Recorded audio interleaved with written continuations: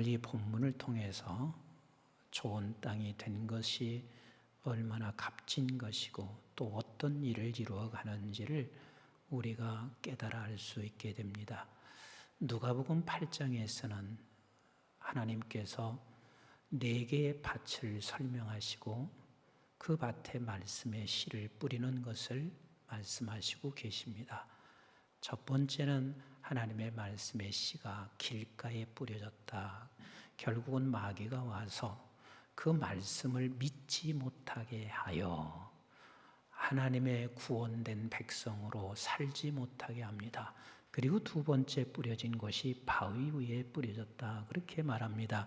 바위 위에 뿌려진 것은 잠시는 말씀을 기쁨으로 받기는 하지만 그러나 결국은 시련이 왔을 때 배반했다 하는 이 말은 구원을 받은 거요? 못 받은 거요? 못 받은 것입니다. 그리고 세 번째 뿌려지고 있습니다. 가시떨기에 떨어져서 결국은 말씀은 듣기는 들었어요. 그런데 이생의 염려와 재물과 향락에 의해서 결실하지 못했습니다.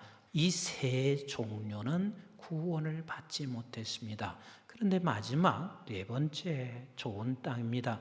말씀을 듣고 지키어 인내로 결신하는 자다라고 말하고 있습니다. 그러면 여러분 좋은 땅에 떨어졌었던 사람들은 마귀가 없나요? 아닙니다. 마귀가 항상 그것을 빼앗아 가려고 하지만 마지막까지 인내하게 된다는 거예요.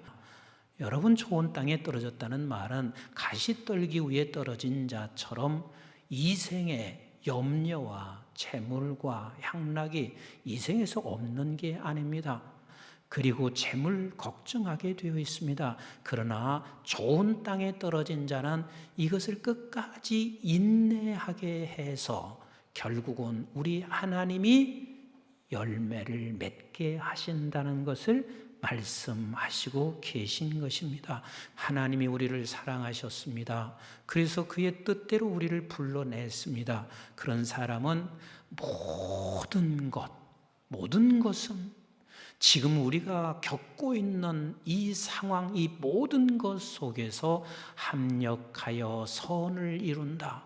여기서 선이라 하는 말은 아버지의 뜻을 말하고 있습니다. 합력하여 하나님의 뜻이 이루어진다.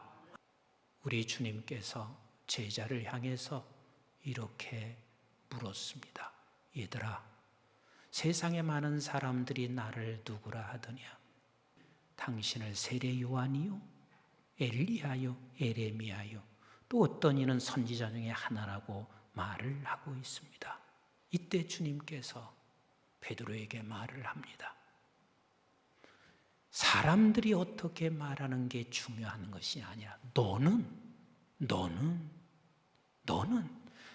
주님의 질문에 주는 그리스도시요 살아계신 하나님의 아들이십니다. 이 고백을 들은 예수님 베드로에게 이렇게 말합니다.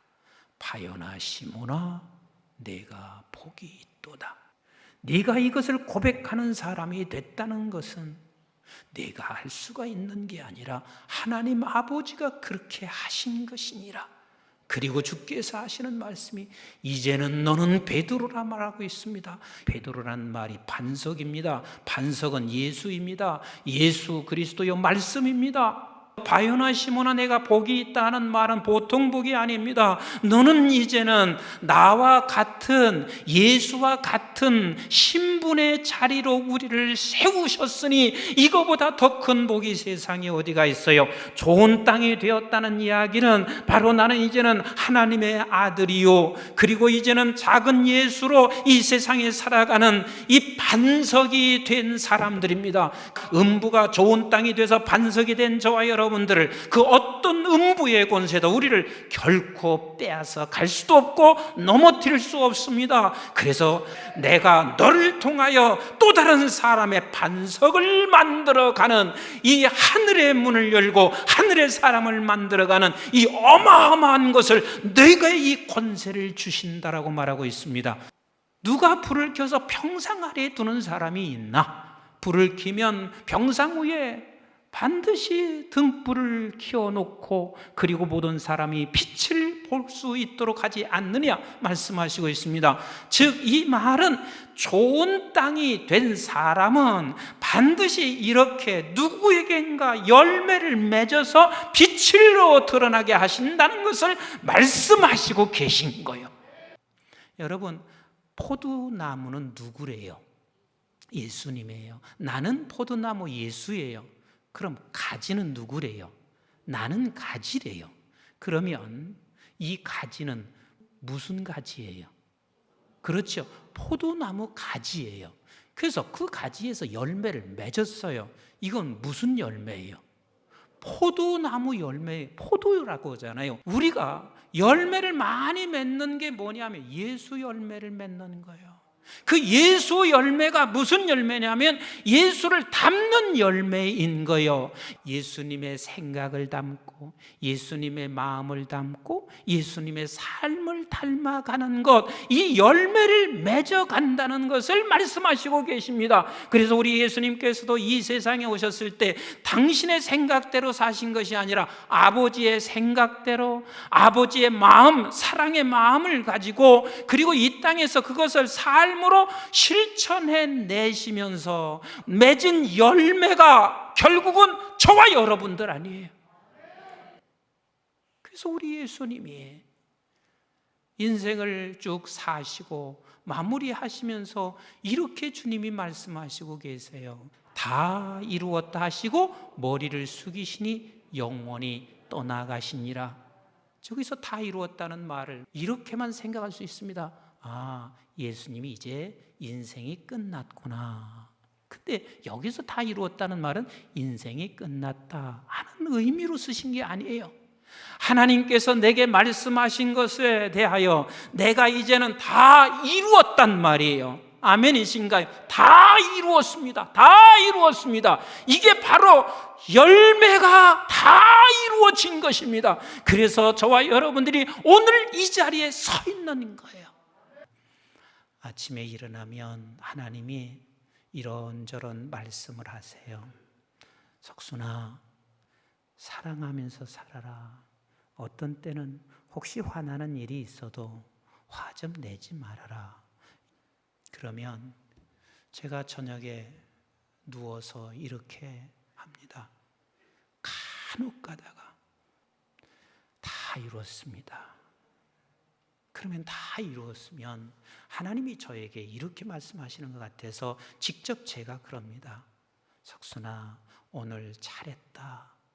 하나님이 너에게 은혜를 주어서 오늘 그걸 다 이루었다. 근데 대다수는 다 이루지 못해요.